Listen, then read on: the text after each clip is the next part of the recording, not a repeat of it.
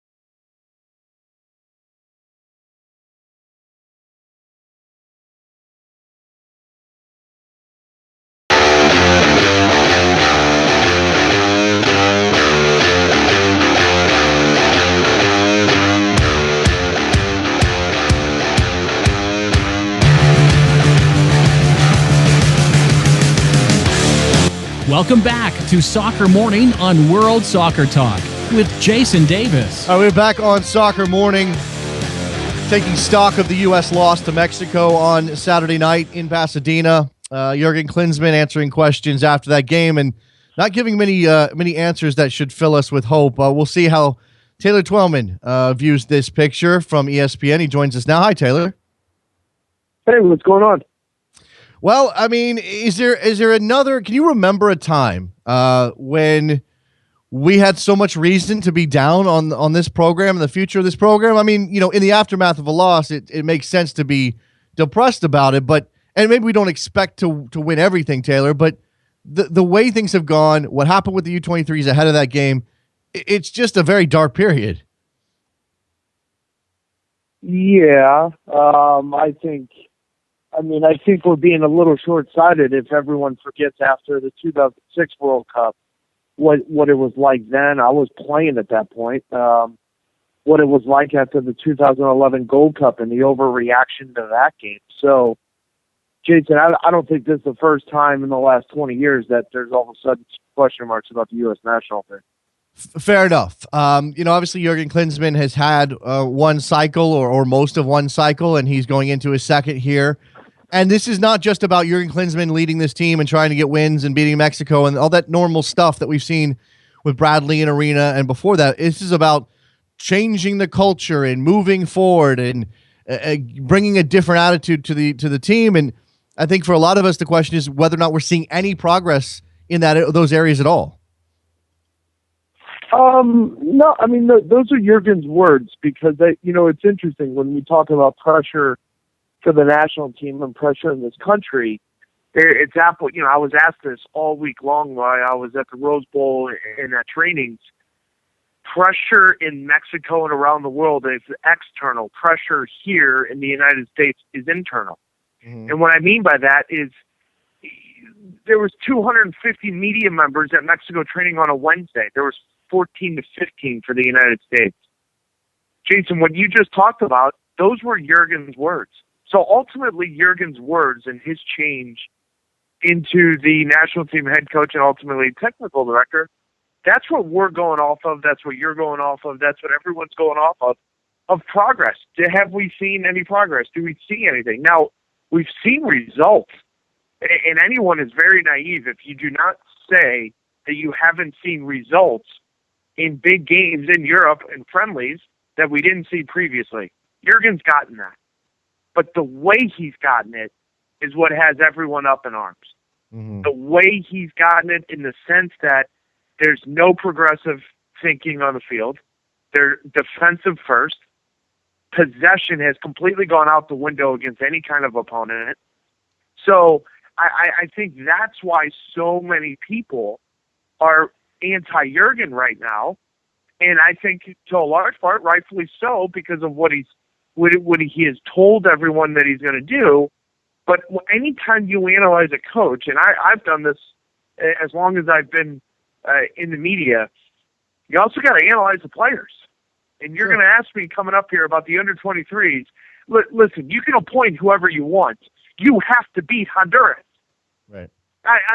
We can't sit here and say the technical director of Jurgen Klinsmann, that's fine. As an ex-player at home against Honduras, mm-hmm. It's mind-boggling to me. So the players at some point have to be discussed here. At some point. And that's not pro-Jurgen Klinsmann. That's fact. Sure. What are we talking about, Jason, when it comes to the players?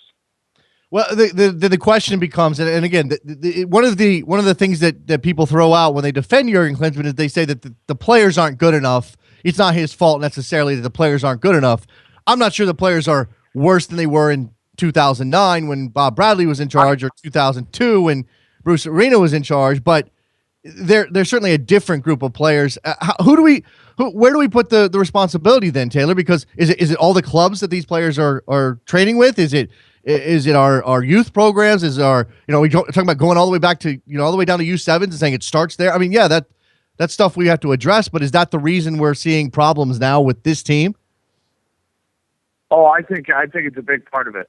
And listen, my tweet yesterday, after 24 hours after the loss, was quite simply, if you're looking at one thing and one thing only, that's the reason why there's a gap. Jason, you have to look at everything. The United States hired Jurgen Klinsmann in 2011 for what reason? To bridge the gap. Not bridge the gap between U.S. and Mexico. And Mexico, mind you, is not a world beater. They're the same as the United States. They are a round of 16 World Cup team. Mm-hmm. So the whole goal, in my opinion, or what I thought was to bridge the gap. That's not just on the shoulders of Jurgen Klinsmann. Major League Soccer's been around for 20 years, hasn't it? That's U.S. soccer. And this is why I get fired up when people say, well, Jurgen Klinsmann, technical director and head coach. Who gave them it? Mm-hmm. I mean, Jason, it's not. I would have taken it. I'm not saying Jurgen's not at fault, but I'm also not saying Jurgen is not, quote unquote, the problem, nor is he the solution to me. Okay. From day one, when he got both titles, I was against it. From day one. Because Right. you cannot ask one man to do it both. You can't. So we could sit here, and I'm not saying Jurgen's job should be addressed. It should be addressed. What title? We don't know, obviously. But to say it's simply his fault that the players didn't walk out on the field in Salt Lake City and get a result, I don't care who the coach is. And I've been there. I don't care who the coach is. You're playing for the United States. Get a result, please. Well, I guess this brings us to the question of whether or not we've lost.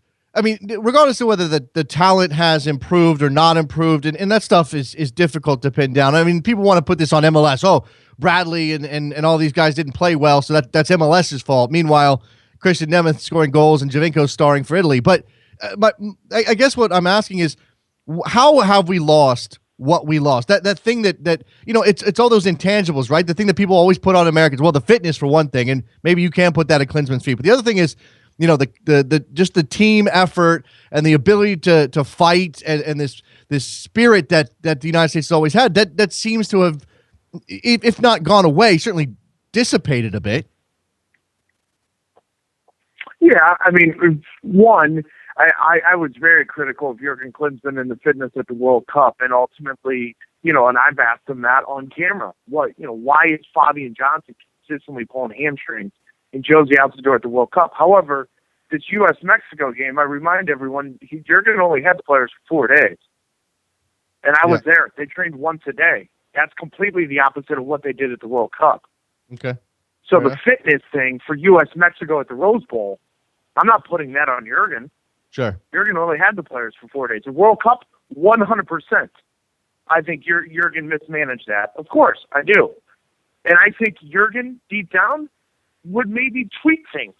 He's not going to obviously say that publicly. I think he would tweak things for the World Cup.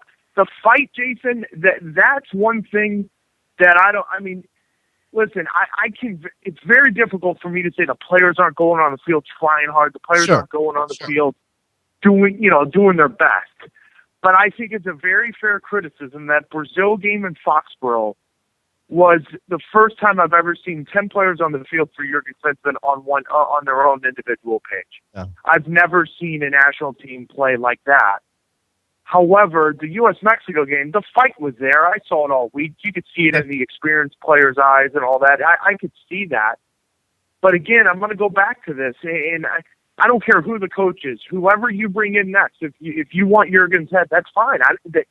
Whoever comes in next, are we ever, as a national team, going to play the elite teams and have any type of possession? That's the ultimate question. Because the Belgiums, Colombias, the Portugals, the Mexico at the Rose Bowl CONCACAF Cup, you go up and down the Brazils, you go up and down the line of the last 18 months, the elite teams, the United States can't even get into that discussion. And I'm not talking about dominate, Jason, possession-wise. Sure. That's not what I'm talking about. I'm talking about competing possession-wise. Yeah. What we saw Saturday night was literally deja vu all over again, God rest Yogi Berra, on Colombia, Belgium, Brazil, Portugal. When we play those teams, great. Here we go again. Defend and hope for a set piece. Yeah, and that does see. I mean, I think people have this perception that that's always been the way that the U.S. has played it, and certainly there have been cases where ceding possession has been, if not part of the game plan, then something we accepted and moved on. But I saw a tweet from Jeff Bradley yesterday. I don't know if you saw this, Taylor. He said he went back and he watched the 2010 World Cup games. Now, obviously, Jeff has a bias inherent, and he'll admit that. But he said that what he noticed is that the U.S. played. They may not have possessed the ball a lot, and they may not have been progressive, but they played fast. When they did have the ball, they played fast. Is that something that you think we've lost? Because I don't see that. No, we did that in the 2014 World Cup. Go back and watch the Ghana game. Go back and watch the first half of the Ghana game. Go back and watch periods of the Portugal game. The United States took it at Portugal, by the way, in Manaus in 102-degree weather. So great, we're going to go back and pick moments and all that. I don't care what the style is, and that's the fun. I'm in the path of just embrace whatever style is successful. Sure, I'm with you. Make it your best style. I don't care. Mm-hmm. It may mean at the international level, the highest level, we have to be a team that is a flat-out counterattacking team. Hell, Italy freaking won the 2006 World Cup playing that way. Mm-hmm. So who cares? Just embrace it. That's why a lot of people are up in arms, and I don't blame them. I'm in that group. When you say progressive and we're going to play attacking soccer and the product we see on the field is the exact opposite, well, then your flags are raised. Yeah. I just think, Jason, I feel as if the United States and the whole encompass of everything is status quo, and we're stuck. Listen, they got out of the group, but that's an amazing feat. They still got handled in the round of 16. Nothing's changed. Isn't that ultimately the goal?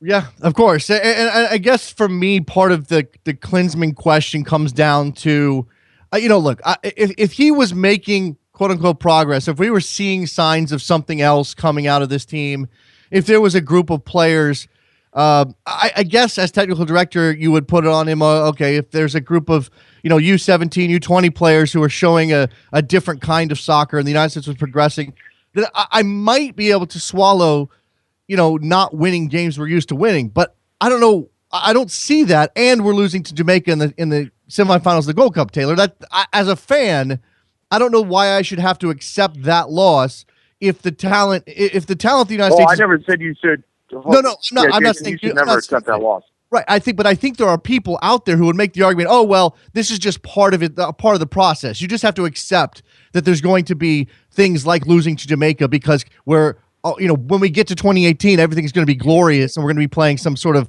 marvelous possession-based soccer. But again, I haven't seen progress in that area. Yeah, under those circumstances, am I saying you should accept being fourth place team in the Gold Cup, or you get no chance? That's not what I'm saying. I'm trying to redirect and open the eyes of people a little bit and say, well, hold on here. Where's this going on?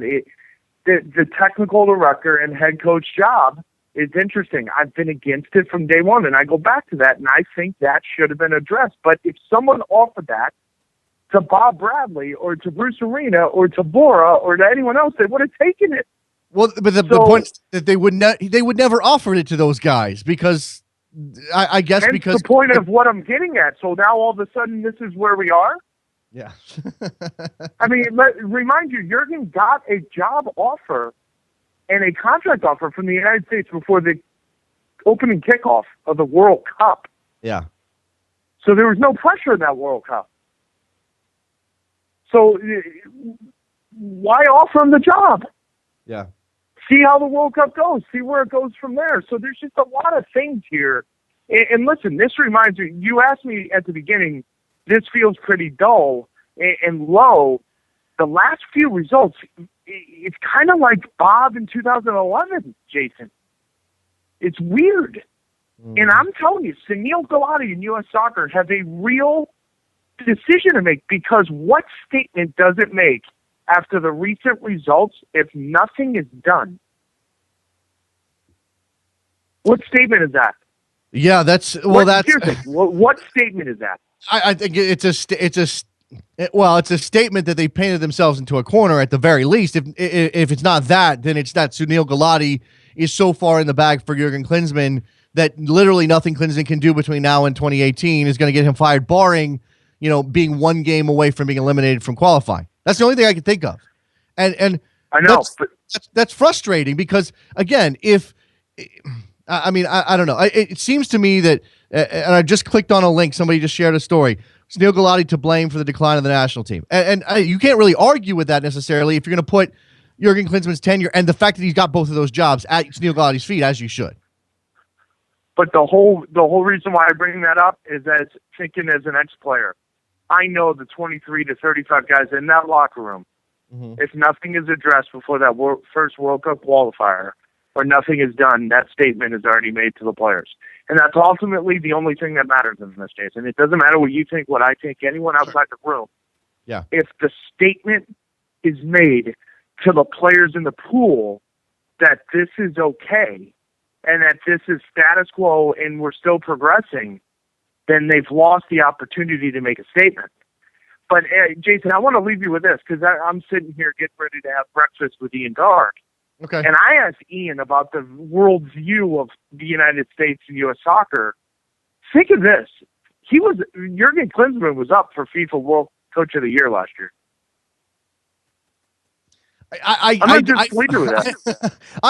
My mind boggles that there is.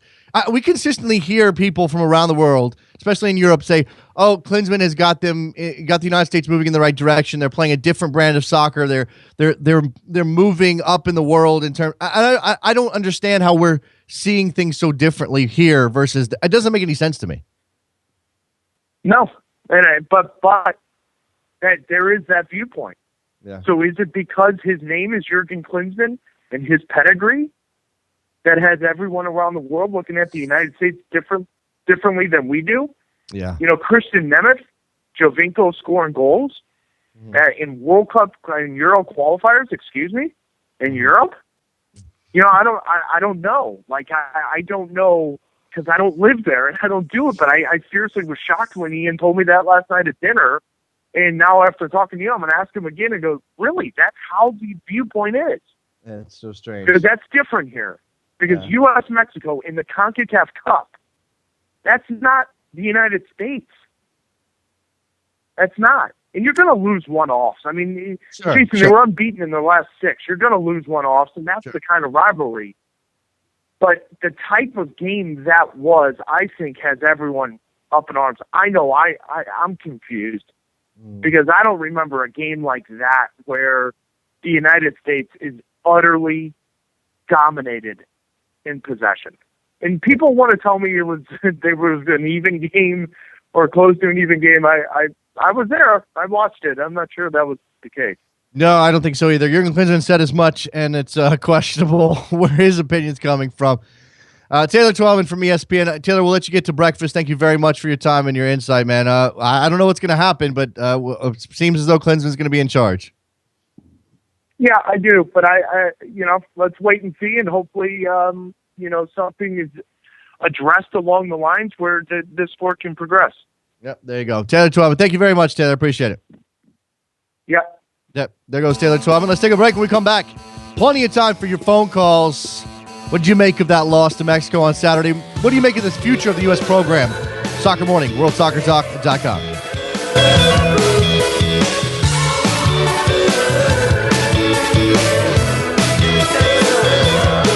I got 5 broke strings on a broke guitar.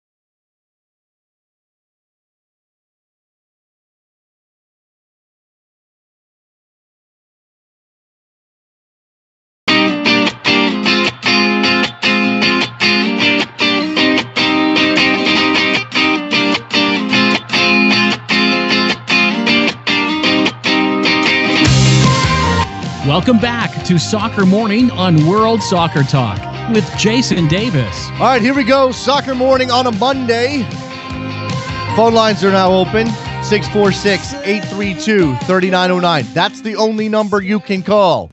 Do not call any other numbers. 646-832-3909. You call any other numbers, we ban you for life. That's how that works. I mean, how can I possibly, I'm kidding, but how can I possibly be in a forgiving mood today?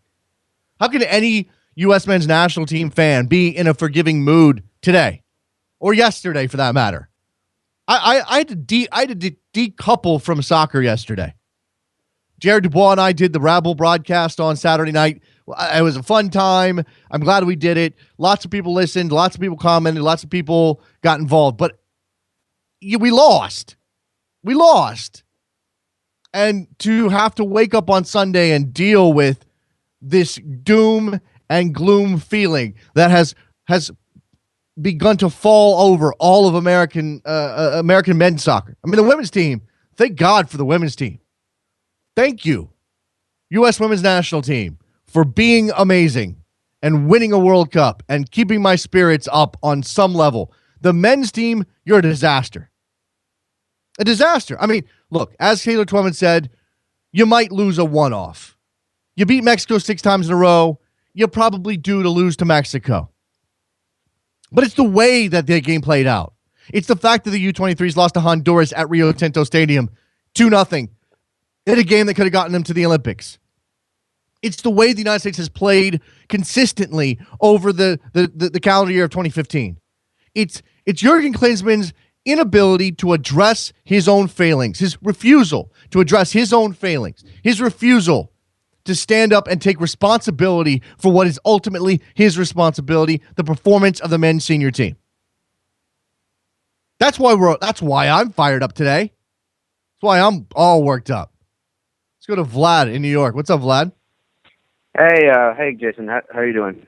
Doing well, my friend. So it's kind of funny. We've already distributed blame across pretty much everyone we could possibly think of. I think that's totally justifiable. Sure. But I would say I would kind of summarize the blame, and I'll put it in order of greatest to least of importance, I guess. So first people to blame, I say, after this weekend, I had this kind of revelation. And by the way, mind you, I haven't called back since Landon Donovan was left off the roster since last year. So clearly, this is another big week in U.S. soccer. First people to blame, I think, are the pundits. Yeah, that's kind of you might think that's kind of like surprising, but I think Alejandro Moreno summarized it really nicely yesterday on ESPN. Pressure. What kind of pressure is Klinsmann feeling? He's feeling no pressure. If Mexico would have lost that game, that would have been pressure. Why? When Taylor Twellman is part of the problem. He asks a critical question, but he doesn't continue to press them. They ask a critical question, and then they drop it, and then Klinsmann can give the BS answer he's always been giving, and then people move on, and then this happens. Okay, that's so you're criticizing. Whoa. Let me just clarify here. When you say pundits, yes, what you mean is you're criticizing the people reporters, media. Okay, the people in front of Jurgen Klinsmann asking him the questions. Yes. Okay. Yes, exactly. Since 2014, we've seen Alexi Lalas try to put on some pressure, but he's kind of been subdued by the fans because fans don't trust him. He's lost his credibility. No one takes him seriously. So that brings you to the second people who are responsible. The fans. Somehow the fans have bought into this idea to love Jurgen Klinsmann. I think there's two types of fans right now in U.S. soccer. The ones that stayed up all night in 2002, that watched this national team, that remembered Landon Donovan, remember Bruce Arena, and the ones that came on board around 2008, 2009, 2010, these punk college kids who think that Klinsmann is going to take them to make us the Brazilian national team, who don't really get it, who don't remember what happened before, how we played. And they bought into the system, and they think that, and like you said, in Europe, they think that Jurgen Klinsmann is the best thing ever, right? Somehow there's a gap between the people who actually know the U.S. soccer team and the people who's the outsiders. I don't like drawing these. You're generalizing a bit, Vlad. Which look, I am generalizing. I totally agree. We're all frustrated here. We're all disgusted with the direction of the program. Even if you're a backer of Klinsmann, you can't admit that these are good performances or good results. Okay, but the question, drawing a line between people. Look, we cannot, as soccer fans, in a country where soccer has struggled for relevance for years and years and years, we can't start spitting on our own, Vlad. Sorry, can't do it. That's okay. That's okay. Fair point. And the third person, Gulati, as Taylor Twellman just said, why give him the contract? You're good to go until 2018, before the 2014 World Cup. Honestly, I'm actually of Russian origin. I see a lot of parallels between the Capello situation in Russia and Klinsmann in the U.S. It was the same exact idea. Fortunately, they dropped Capello finally after paying an exorbitant amount of money. They also ran out of money. In the world. the Russians ran out of money. Right. But we're about to too, because we're the second richest coach in the world is, I think, Clinton, or like maybe third or something. He's up there too. So it's the same exact situation. We renewed it. We gave him a contract till 2018, before the 2014 World Cup. I don't understand that. And lastly, it's the players. The players are content. Bradley keeps on defending Jurgen Klinsmann because he's the proper captain. That's the way he's supposed to do. And Altidore is giving these politically correct statements, and Dempsey as well. The reality is they're happy that they're being called up. And they're like the situation. Wondolowski's happy that he's being called up. All these guys are content, and there's nothing else that's going to push them forward. I don't know that they're content. I think, thanks for the call, Vlad. I'm going to let you go. I'm not sure contentment is the issue for the players. I think the players may be as confused as the rest of us as to what they're supposed to be doing. I mean, I don't know. I'm not in the locker room. It's very difficult to know exactly. Look, we haven't seen a mutiny. There hasn't been anything since 2013 in the Brian Strauss article. We haven't heard that the players are upset. But it's when they go out there and play, and it seems like the tactical plan is lacking. And look, the players deserve some responsibility for their own performances. Don't get me wrong. Fabian Johnson was nowhere to be found on Saturday. What the hell was that about? Yeah, of course, the players deserve some responsibility. The question is, you can't... man. Yeah. Hey, what's up, Jason? First, I just want to know, did Fernando Ferry get to interview Tim Howard after the game? I don't know why. That's a joke, what's called, because people who understand or watch it in Spanish last summer around 2011 will get it. I know Tim. I know Tim had some pointed words after that Gold Cup, but I didn't know what Fernando Fiore had to do with it. Yeah, well, he said some stuff what's called after, where he made some comments after that the next day. But right. Anyways, what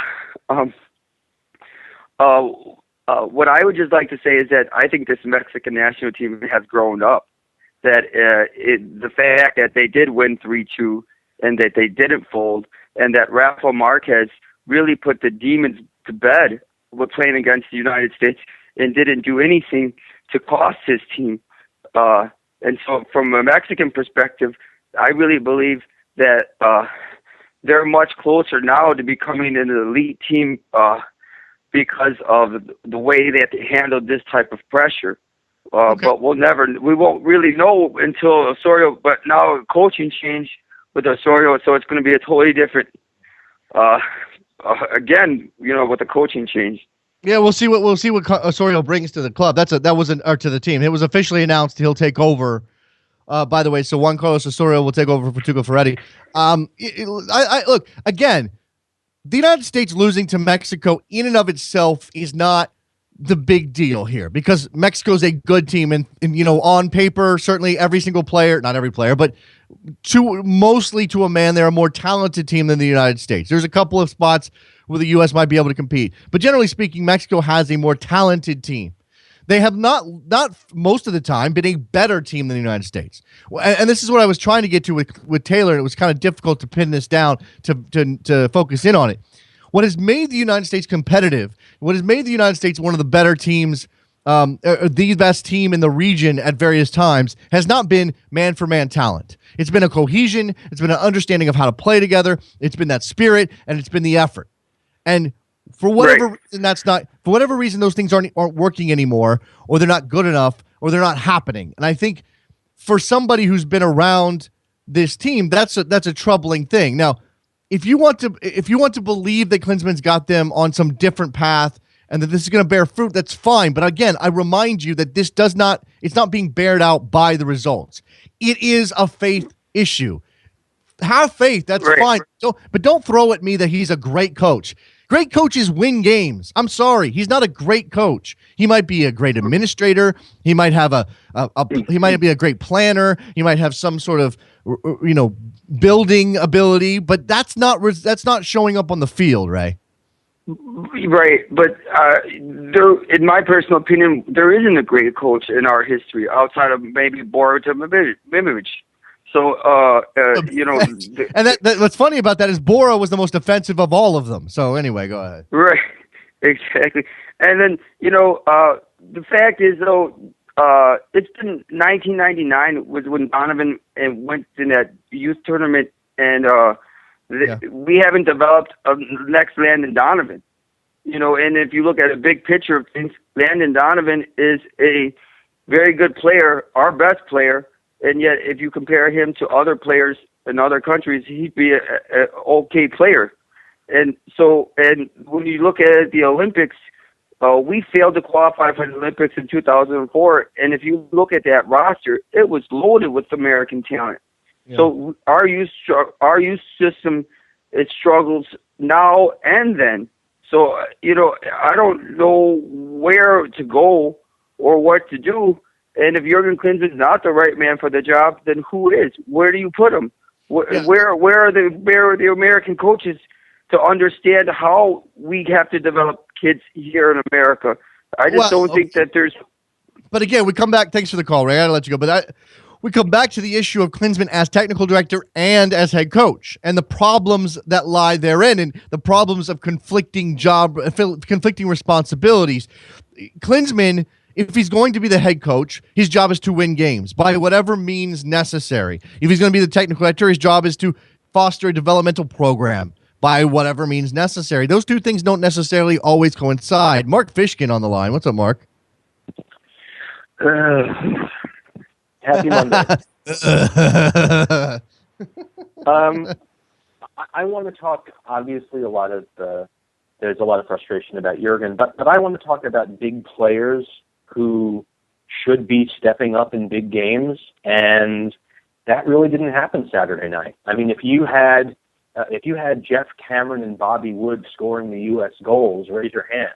I mean, Clint Dempsey and Josie Altidore were all but invisible.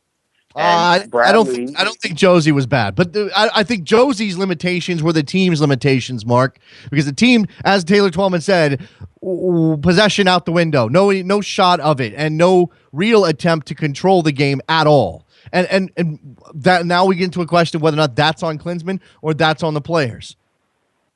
Yeah, I think that's fair. Okay, so I mean, let's talk about who showed up. I mean, obviously Bradley showed up, did a ton of work. Kyle Beckerman did to the best of his abilities to play his game and slow things down. I agree, as you said earlier, that Thad Johnson was all but invisible. There's a lot about game plan, and there's a lot about getting the breaks, and there's a lot about work rate and even trying to possess. There was no pressure on the ball whatsoever, and as someone that's used to watching somewhat of a high-pressure team on a weekly basis, the notion of screaming at the television and say, guys, go get it. Go actually put some pressure on the Mexicans to move the ball and possibly make an error was very, very, very frustrating. I don't begrudge losing in overtime. I don't think anyone has an issue of the loss as a loss. I think what people are taking issue with, and you and Taylor have said it so far on the show, is the way we played, the utter lack of possession, the utter lack of being able to string passes together. And, yes, it's hot, but it's hot for everybody on that field. And I don't know whether it was a fear factor. I don't know what it was, but this was an ugly, ugly performance on what is one of the darkest days for the men's program that I can remember, and it's been a long time. Yeah, and again, rather, we want to know what's happening, what's coming next, and I think that's part of the desperation here, Mark, is that we don't know what's coming next, and it's scary to fire a coach because you don't know who's coming in, you don't know how their program is going to fit or their attitude's going to fit, but at the same time, we're used to coaches, if they come to this point and they're no longer effective and they're not getting results, and let's be honest, Klinsmann's last 6 months have been among some of the worst we've seen in a very long time. We expect that guy to go. We expect him to go. You're not winning games. You're gone. And U.S. Soccer, again, has painted themselves into a corner. They've given him the technical director position. They're paying him millions of dollars. And this is the moment. I mean, I don't think this is overstating it. There is a possibility that all this stuff comes good. So let me just say that out because the Jurgen backers will say, well, he's changing the culture. Okay, fine. If you have the faith and you believe that, okay. But this moment right now is literally going to decide the next 20 years of American soccer, of U.S. soccer. Yeah. This moment right now, either Klinsmann gets it right and we wake up in 2018 and everything is cool and, this team has another chance to get out of the group stage and we can actually progress and, maybe there's a quarterfinal berth on the line, or it's an absolute 100% disaster, even if they qualify. And that's going to linger. And that's going to linger. Yeah. As you said, it's all about results. This is Jurgen's second run of 4 losses in 5 games in the last 12 months. I mean, going back to last November, lost to Colombia in London, lost to Ireland in Dublin, lost to Chile in Chile. They get a Camp Cupcake win against Panama, and then they lose to Denmark. And, we had a nice spring until we hit the Jamaican buzzsaw in the Georgia Dome. And, the record counts. And, yes, he has had some good runs. And, yes, we got out of a very, very tough group in the World Cup. But, there's so much negativity around the program and around him. And I know you had a caller when things were pretty bad early in the year, last year, that someone said, I think he wants to get fired because his performances have been so like he just wants an out. Yeah. And for him to call this a strong performance, I think is completely missing the point. So I'm going to take my leave and cheer my day up somehow. But thanks, as always, for everything you did. I appreciate it, Mark. Mark Vishkin, go listen to Seeing Red on backheel.com. Let's talk to Robert in Los Angeles. What's up, Robert? Hello, Jason. I just want to continue with the U.S.-Mexico discussion, and I want to talk about you had a caller earlier talking about some players are content that they're being called in because they don't want anything to change because they're older players. And I've been calling your best soccer show and Soccer Morning the past year since after the World Cup that there should have been younger players should have come in before. And as much as I love Nick Romano and Kyle Beckerman and Wando, we can't rely on them forever anymore. We should have brought in younger players after the World Cup, and they should have been in the Gold Cup. Like, I think of Australia, who took kids to the World Cup, give them experience, and then a year later they won the Asian Cup. Yeah, no, I understand. I think part of the problem for U.S. soccer and for Klinsmann, and this is not his fault necessarily, is that are there enough of those players getting regular playing time with their clubs to fill up, to refresh the roster? I mean, Robert, Michael Bradley's going to play regardless. He's going to be there in 2018. Maybe you build around him. But where are the strikers who are getting regular minutes with their clubs that are ready to step into this team? Don't give me Jordan Morris. He's a college kid. You're not turning to him as a regular starter for the U.S. men's national team. That's a joke. Where are they? Who are they? I mean, Aaron Johansson happens to be hurt right now. Okay, so that's unfortunate. He would be in there maybe if he wasn't hurt, but that's it. Where's the depth? Terrence Boyd coming back from an injury. Jerome Kiesewetter, too young, not getting regular minutes. Julian Green not playing at all. Who else? Bobby Wood playing in the second division in Germany, doing okay. Maybe he's the guy. And that says something about the state of the program, right? The guy who scores against Mexico, the guy that you're turning to is a second division player in Germany. Well, there's that, but just the overall team. Like, I don't know. I know you say we shouldn't turn to Jordan Morris. He's a college player, but if we should start playing, I don't know. Just bringing it. I don't have the answer. I'm sorry, but I'm just saying that you have to give youth a chance. Okay, and you know what? It would be easier for me to swallow these results if Jurgen Klinsmann had said, you know what, we're going to take our lumps, we're going to go with the kids, we're going to really build for 2018, not just half, little bit. Oh, maybe work in one player here, one player. No, we're going to go. Hold on. Dempsey, thank you very much for your service. Got to see you later because we have to move on. Josie out the door. You haven't been doing it. I know you're only 24 years old or 25, whatever you are, but you know what? We got to check. We got to check some other guys out. Give me DeMarcus Beasley. Okay. Again, thank you for your service. You were trying to retire before internationally. Let's move on. Kyle Beckerman, thank you very much. You've been excellent. But let's go and give Will Trapp a chance or Perry Kitchen a chance or there's a couple of guys in that position. Emerson Hyman. Danny Williams. Okay, yeah, certainly a guy sort of in the middle, has some professional experience, is getting regular minutes. Danny Williams, second division in England, excuse me. So it would be easier for me to stomach where they are and how they're playing and even the style problems that they're having, the tactical problems that they're having if it was a young team across the board. But right now what we're seeing is instead this half measure of, well, we want to bring in some young guys, but we also have to win some games, but we're not playing well with those. I mean, it's the worst of all situations right now, Robert. Yes, I agree. And I'll just say one last thing before you hang up. Look, I know you have other thing. I know you were saying that Brazil was the worst thing, but I don't know. Earlier one you were talking about that was the friendly in Denmark with a lot of older players that should have been there, like Nick Raimondo. I'm sorry, I love you, but thank you for playing. Here's your lovely parting gift. And I'll just say one more thing, Jason. This is the last thing, I promise.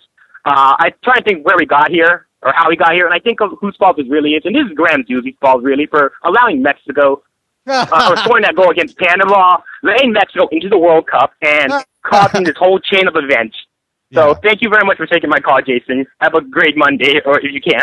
Thanks, Robert. Appreciate it. You know, the thing I'm thinking while I'm talking to Mark Fishkin, and whether or not the idea that Jurgen Klinsmann should be fired or not. Let me get to Washington here in a second. The notion of whether or not Klinsmann should be fired or not. What occurred to me was, okay, Mexico has done this thing where, you know, they had terrible results in the World Cup qualifying. Again, it took the United States to bail them out. They lost to. Did they lose to Jamaica at home? I mean, so on that level, maybe there's some equivalency there. But the difference, I think, and while I can't imagine the United States changing coaches and finding a groove again the way Mexico did, is the talent level and raising the talent level. And again, it's not Jurgen Klinsmann's fault that the talent level isn't world class or isn't on Mexico's level, but it's his fault that he's not getting the same sort of results with the same sort of team that his predecessors did. The bar has been set, and if you come in behind it, you come in underneath that bar, I'm sorry, you should pay the consequences. Washington, what's up? Hey, Jason, how's it going? I was wondering if you can clear something up for me. I heard there was a rumor there was a game on Saturday. Is that accurate? That the U.S. played Mexico? Is it? No, we all dreamed that, Washington. Didn't happen. Let me tell you something, man. I've been a fan. I've been a U.S. fan since birth, and a lot of people say that. I really was. I saw Paul Caligiuri score the goal against Trinidad in 1989 to qualify them for the 1990 World Cup. I've been a fan ever since, and Saturday really just broke my heart because that's not the way a U.S. team should play. It was all defense, and if the opportunity arose, we counted. If you look at how many times the ball was on the U.S. defensive end, it was ridiculous. I was screaming at the television the entire game. I woke up my little girl because, you know, that game, I'm in New York, so we're in the East Coast. That game ran really late. My wife was ticked off. I said, blame Jurgen Klinsmann, honey. Don't blame me. I was so pissed off at the way that game was played. And I don't know what it is. I don't know what Jurgen has on Sunil. Does he have pictures with Sunil dancing with the devil or something? I don't know what it is. If we could, any other coach, Bruce Arena, Bora, Bob Riley, any other coach would have been fired. Any other head coach would have been fired. They wouldn't have let it get this far. They would have been fired when he lost the Gold Cup, when he got eliminated. He didn't even make it to the final. This is ridiculous. What are we waiting for? Are we waiting to not qualify for the World Cup? What is Sunil waiting for? Washington, Sunil believes in Jurgen Klinsmann to a fault. Jurgen Klinsmann is a smart guy. Jurgen Klinsmann was an amazing soccer player. I don't know that means that Jurgen Klinsmann is a great coach. Okay, and I think that there are some nuances to his time in Germany that get left aside. The guy he's a visionary. Okay, but there's a difference between being a visionary and being the practical man who can apply that vision. If Sunil Gulati wants to hand Jurgen Klinsmann the keys to the car and say, oversee our program, hire people, but even then, I have some questions about his hiring practices. Maybe, but Jurgen Klinsmann. No, Jason, no, because here's the problem I have. Here's the biggest problem I have with Jurgen Klinsmann. It's not that I'll give you the fact that perhaps he's a visionary, perhaps he has a plan, but he doesn't share it with the rest of the world. He's the J. Edgar Hoover of U.S. soccer right now. This is my way. I don't need to explain myself. Oh, well, we lost. We'll move on. I don't need to explain what I'm doing. This is why I am the best. My decisions rule. No, that's not the way it works. I was here way before Jurgen. Yeah. You were here way before Jurgen. He owes us this. He works for us. I mean, we might not sign his paycheck, but we're the ones that watch. We're the ones that go to games. We're the ones that have our hearts in it. Tomorrow, if he gets fired and he gets hired by Bayern Munich or someone else like that, he goes back to Germany. He worries about them. He forgets all about U.S. soccer. I'm in it for the long haul. We need to get rid of him. I'm sorry, Jason. I'm taking it out on you, and I shouldn't. No. You're not taking it on me, Washington. It's a platform here for you to rant, man. I got to run. I got some people waiting, but I appreciate the call. Take care, man. Take care. That's the vet. I mean, I sometimes look. Again, you can believe in Jurgen Klinsmann, but sometimes I feel like the man has hypnotized people. It's not that it's not that you can't imagine or you can't believe that there isn't a better coach. We should keep him around for that reason. That's fine. That's a totally legitimate, practical reason to argue for Jurgen Klinsmann to keep his job. We don't have anybody else lined up. Continuity is good. Give him a chance to work it out. Fine. But it's the level that people rise to in this starry-eyed vision of what Jurgen Klinsmann is doing. I don't see that. I don't think there is any practical evidence of it. And yet people he's a great coach. He's done wonderful things for our program. What wonderful things? The getting out of the group stage of the World Cup, okay, fine, but that's the bar. You want to throw the group of death label on it and make it some sort of gigantic achievement, whatever. They needed a late goal to beat Ghana. They get outplayed by everybody else in that group by a wide margin. They go into the game against Belgium. They get peppered with shots throughout. Requires Tim Howard standing on his head to keep them in that match. Look at the games. Look at the performances.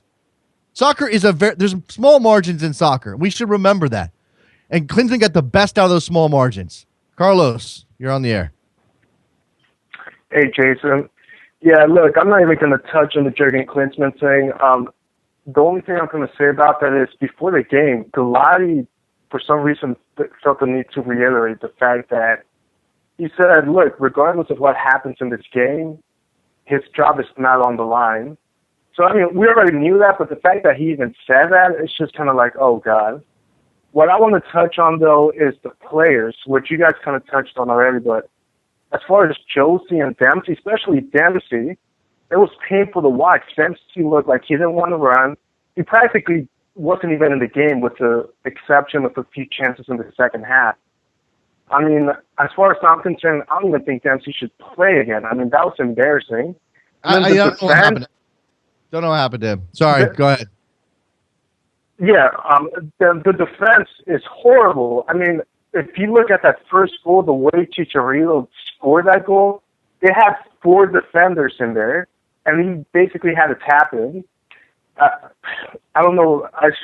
It's beyond me. And as far as the substitutions, with the exception of Wood, why are we still calling up Wondolowski? Why not call up someone like Agudelo who has more agility, a little more speed? I don't understand what the strategy is. No, there's a lot of questions there. I don't know what his strategy is either.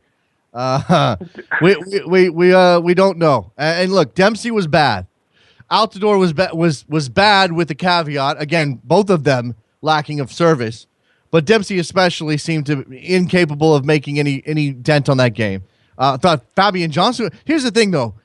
Fabian Johnson was bad. We're not arguing for him to be left out of the team, Carlos. And I don't know. I mean, look, every player's allowed to have a bad day. You're not going to be excellent every single time out, but it's so maddening at this point. But here's the thing, Jason. Altidore, he's only 25. I think Altidore peaked early, and I hate to say it, the guy, I still have nothing against him, but Altidore hasn't had a significant game for the U.S. in years. I mean, I can't remember the last time he had a good game. The last time he was in good form was for the qualification of the 2014 World Cup in Seattle, I think. Aside from that, it's been nothing but he's just taking up space in the roster. He's not fast. He's not clinical. I don't understand why they don't give someone else a chance. Well, again, I think, thanks for the call, Carlos. I think we're coming to a problem that is who steps into that fray? Who's the guy? Who's the next person in line? I mean, is Andrew Wooten the guy? Okay, fine. Now let's give him an opportunity. But again, there's a lack of players. And again, while I think Clinton should be held accountable for the results he's gotten, while I do think that there's more success available to him than he's achieving with this team, you have to recognize that the options for him in certain places on this field are questionable at best. Now, look, he's leaving out Feilhaber. Now he's called up Wynn finally. He's got finally. He's called him up a couple times, but not really giving him a shot, especially in meaningful games. I mean, there are players out there available to him, whether it's Dax McCarty or Perry Kitchen or give me a couple of guys who've been iced out for whatever reason. He has failed on that level, but there are other spots on this field where we have questions about whether or not there's anybody ready to step in. That's an open question. Let's talk to David in Florida. Hey, David, thanks for waiting. David, are you with me? Hello. 5, 4, 3. Hello? There you are. Hello. Jason? Yes, sir. Good morning. Morning. I've listened to you for a good while. A pleasure to finally talk to you, though I wish it was under better circumstances. I guess I just wanted to...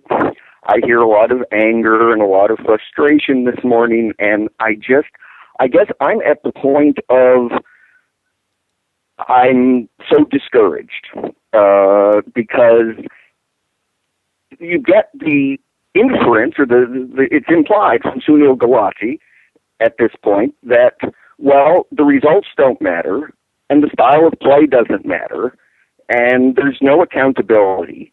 And since, under Klinsmann, every game exists in splendid isolation. It has nothing to do with the game that came before it or after it. There's no continuity, there's no coherence. But so it's like, okay, I've invested my time, money, caring in this team for 20 years, just like a lot of people have. But if they're saying, nothing really matters for the next 2 years, why should I invest my caring? And I guess that's... Good point. David, there is... again, in the immediate aftermath of a loss, I think it's easy to be more down than is necessary or appropriate. I don't think that the United States is suddenly going to become a terrible team that can't qualify for World Cups, et cetera, et cetera. What we're asking for, though, again, is for the success that we've established, for the level that we've established, to not regress from that. And I guess if it had been sold from the very beginning, this is Jurgen Klinsmann's program. This may require a step back before we can move forward. There's going to be an adjustment period where, again, he's been on the job for something like 2.5 years, right? 2 years plus. Or sorry, 2 years, 4 years plus. He's been on the job for 4 years. And what we're not seeing is after having taken that step back, especially over the last calendar year, we haven't seen that step forward. We haven't seen the growth. And again, what he did in the World Cup is notable, but it's not any different than what Bob Bradley did in the World Cup the 4 years before that. So what are we getting out of Klinsmann that is supposedly better? And if we're going to have to deal with a change, why do we also have to deal with losing games that we've I'm why do I have to accept losing? Why? One of the reasons I follow sports, I really like basketball, is because there's a narrative. There's a storyline, and you watch young players earning their spurs and growing into roles, and older guys being phased out, and the way, depending on your personnel, the coach changes his game plan, and all these different things. And again, I just feel I'm finding it harder and harder to buy into what's going on with the team because none of it seems to, there's no cause and effect. None of it seems to matter to what his game plan from one match to the next. I'm certainly with you, and let me count the ways in which I am not a fan of the coach, but it's a discouragement. I'd really normally be so excited to see, maybe he'll play Wing tomorrow against Costa Rica, and how will that go, and et cetera. But I'm finding it harder and harder to, invest my caring because it just seems. And again, this goes back to Taylor Twellman. Thanks for the call. I gotta go, David. This goes back to what Taylor Twellman said about the message. Okay, now Taylor was directing that question to the context of the players and how the players. If there's no accountability to the coach, how do the players process that? Are they understanding? Do they when they see Jurgen Klinsmann continue to keep his job in light of this stuff, especially the guys who maybe are on the brink of being called in, are not ready? How does that impact them? But it also matters for the fans. The message is it doesn't matter if we lose. So as David was saying, why are you going to buy in? Why are you going to give your emotional energy to this team if it doesn't matter to the powers that be that they lost to Jamaica or to Mexico or to anybody? Peter in Atlanta, you're on the air. Hey, Jason. I'm just going to call and be a little bit of positivity just because I think we probably need it. But I look at this as I was disappointed both in the U23s and the U.S. men's national team this Saturday, but this is probably the best thing that could have happened. In that, if, say, we had won and the U23s had qualified, then there would have been no reason for Jurgen at all to tweak or change anything because it would have been, everything's working. So it'll push you. Yeah, and yes, in person he can still just say that, but losing for a year and all of his failure, if it pushes him to bring in 2 or 3 new players like a Dax McCarty or a Leggett or Nagy or something, it's better than if we would have won, then he would have just not changed anything. I think that we still would, if they had managed to win that game, especially the way that game played out, we would have been ecstatic. I would have given credit where it was due, but I think we also would have parsed that game out and said, look, it's great to beat Mexico. They did it with their old style, the same way they always, not even the same way, ceding even more possession, ceding even more of the game to Mexico than usual. And I think we would have addressed that. Now, that doesn't, I'm not saying we would have addressed it in the way that, Klinsmann should be fired because they didn't play well, but they won. That would have been a different tone.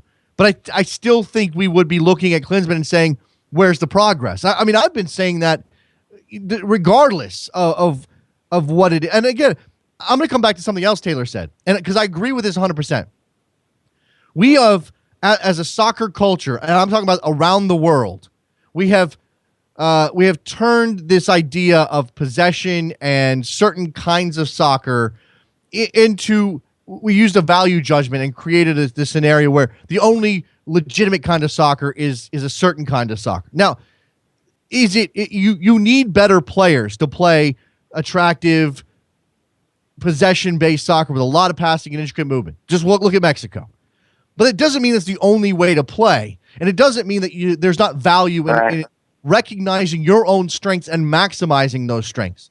I mean, I think we have a fundamental philosophical break in this country as to what we want to be. I want to win games. If that means we sit a little deeper and we counter and we win games, hooray. A lot of people don't care about that as much as they care about playing attractive soccer, reaching the levels of the Germans and the Spanish and those kind of things. So that's a different thing.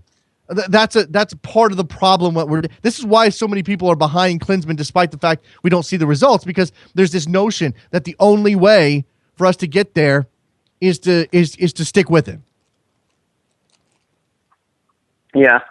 Well, yeah, that's all I had to say. But I think it's not all doom and gloom. We do have a lot of great things going on here. So, all right. Yeah, look, the growth of the game. Thank you, Peter. I mean, it is an important message, okay? The growth of the game continues.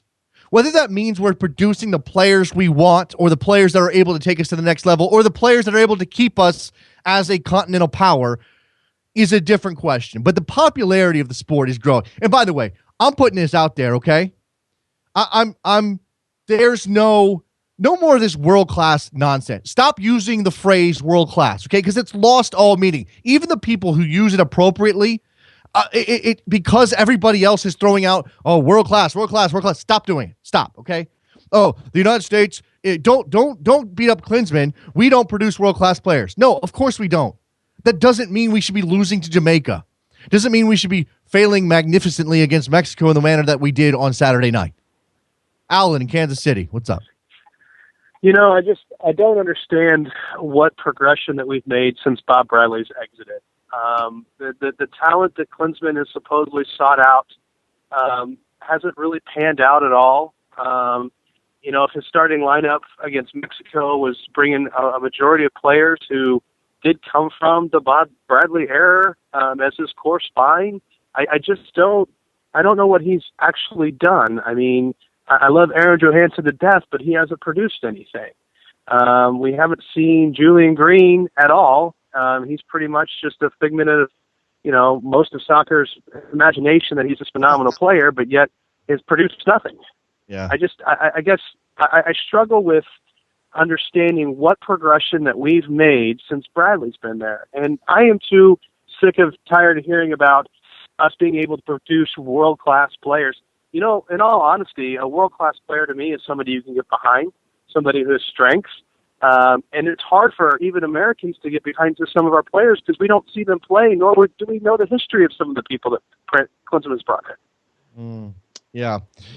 You know, the thing about Klinsmann's tenure that is most frustrating to me is it is literally impossible to figure out what his direction is. He'll do one thing and you go, okay, that's sort of I sort of get that. That's part of he's saying things and that kind of falls, and then he'll do something completely different that doesn't fall in line with what he's been saying, or he'll backtrack on something he said before, or he'll focus on an area that doesn't seem to have anything to do with the progression of the program. I mean, it very much seems like it's like a job.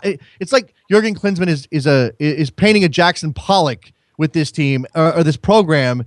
And that's there's no coherence to it. There's no through line, and I think that maybe that doesn't matter for Sunil Gulati, but I think it matters for the fans because it makes it impossible for us to go for the ride. If Klinsmann had done a better job of illuminating us to his plan, and maybe he doesn't feel he needs to do this, and this is another detriment to him.